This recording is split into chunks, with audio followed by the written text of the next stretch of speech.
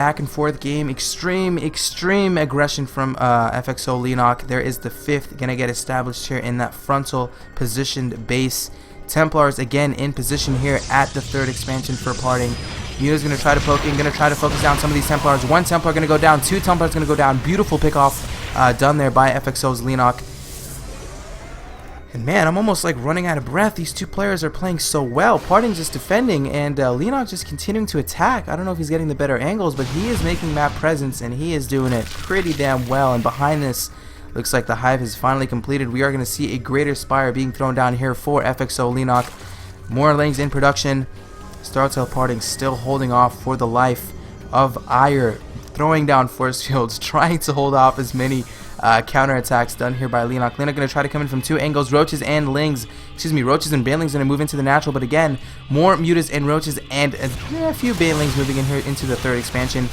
And this is a great job by Parting. He's defending so well against us. He might even lose this Nexus, but is he going to lose the Nexus? Looks like the Roach is going to focus it down. Nexus is not going to go down. Oh my god, Leenock killed the Nexus. No, almost kills the Nexus.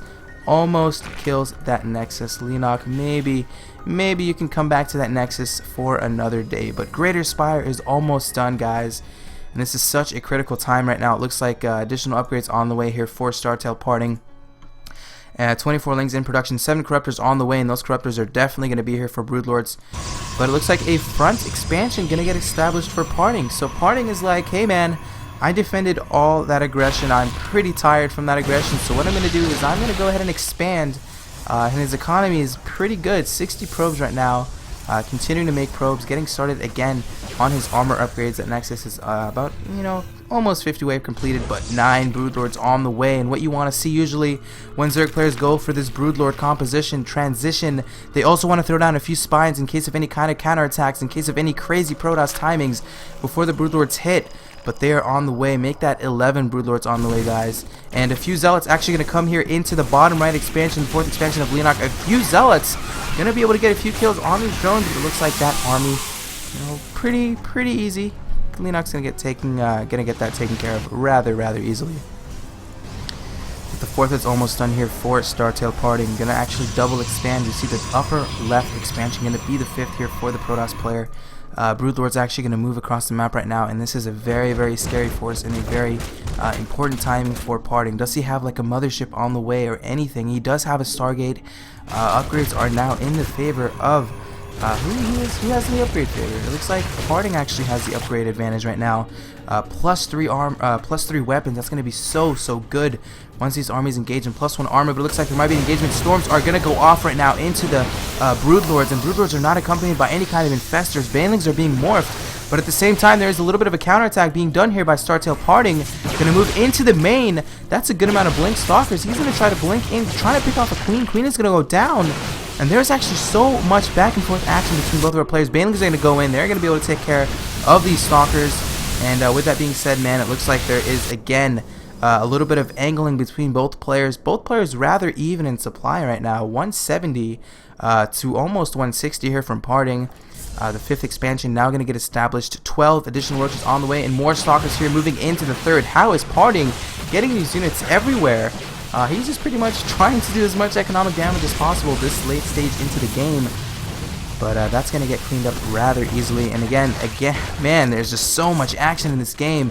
Broodlord's going to get the nice angle. Storms are going to go off. Stalkers are going to go down. The Templar are going to go down. But there is a lot of damage being done to these Broodlords. Pretty nice storms being done here by Parting. And there is a fleet beacon finally on its way. Where is that fleet beacon? There it is. Okay, so we're going to see a mothership on its way, but man, again, another angle engagement, 146 supply to 195, so Leenock again going to secure that supply advantage relatively easily. He's moving forward with Roaches, Stalkers, Mutas, and so many Broodlords. How many Broodlords is that? 12 Broodlords on the map. And I just don't think Parting has the right army composition to attack into this. He's losing a few sentries, losing a few units around the map, not really keeping his army in one hot here, sort of in one place, which is kind of good, but you need to have your army when you're playing against this kind of Broodlord composition. Blinking under them is so important, but Leenock going to push forward right now.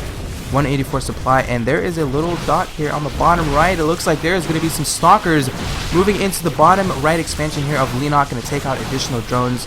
But there is a battle happening just as I say that, guys. Broodlords, Infestors, Roaches moving into that frontal 4th expansion of Parting, and that's the problem. When Leenock has the advantage in this match, he's just able to move across the map, quickly taking off that expansion. Doesn't have any idea of that upper left expansion. But whoa, there is a mothership on its way, guys. It is going to be here rather quickly, and it's going to be very important for Parting to get off that vortex if he wants to be able to take care of this Broodlord force. Still, man, 12 Broodlords. No Broodlords have gone down at all in this engagement. Again, additional counterattacks being done here by the Blink Stalkers of Parting. More attacks being done here by the Blink Stalkers, taking out that bottom right expansion. That is pretty critical. Because if you look at the Harvester right now, 49 drones, and Leenock pretty much mining only from this expansion. So he needs to secure an expansion here rather quickly so he doesn't lose too much resources. But he is doing a good job here, man. Taking out the 4th, taking out that 3rd, looking like he wants to make his way into the National. But again, another engagement. Blinking forward is going to be STParting. Going to need to feedback some of these Infestors. He's going to get the feedback off. Wow, I can't even talk. No, he's not. But that Infestor is going to go down. And again, man, upgrades, additional upgrades on the way. Melee attacks level 3 being upgraded for Leenock. And Leenock needs to expand. He's only at 106 supply. And, you know, Legend, aka STParting, is on 107 supply. And this is huge. It looks like both players seeming like they want to go for a base trade, which is very interesting. A few Broodlords did go down. Leenock only on 7 Broodlords right now. 5 Corruptors, 3 Infestors, a few Queens as well. Where are the Queens? Queens, where are you? I don't know where they are, but they would be very important for Transfuse. There's one Queen, but at the same time, it looks like Parting going to move again into the front expansion. We'll be able to take that out, you know, he took out that bottom right, and Leenock still hasn't secured that. Leenock, expand, Leenock. You need to take an expansion. You're just absolutely running out of resources right now, and a Templar Archives on the way. Rebuilding that Cybernetics core is STParting, and at the same time, there is the counterattack. Again, both players are just looking like they want a base trade. Stalkers are attacking here into this expansion. The 5th still not scouted at all by Leenock. Does he have any idea that's on its way? No, he does not. And this actually might just win him the game. This might win Parting the game, just the mere fact that this expansion has not been scouted. He has a decent amount of resources. Actually, no, he has a decent amount of gas. Warping in a few Templars.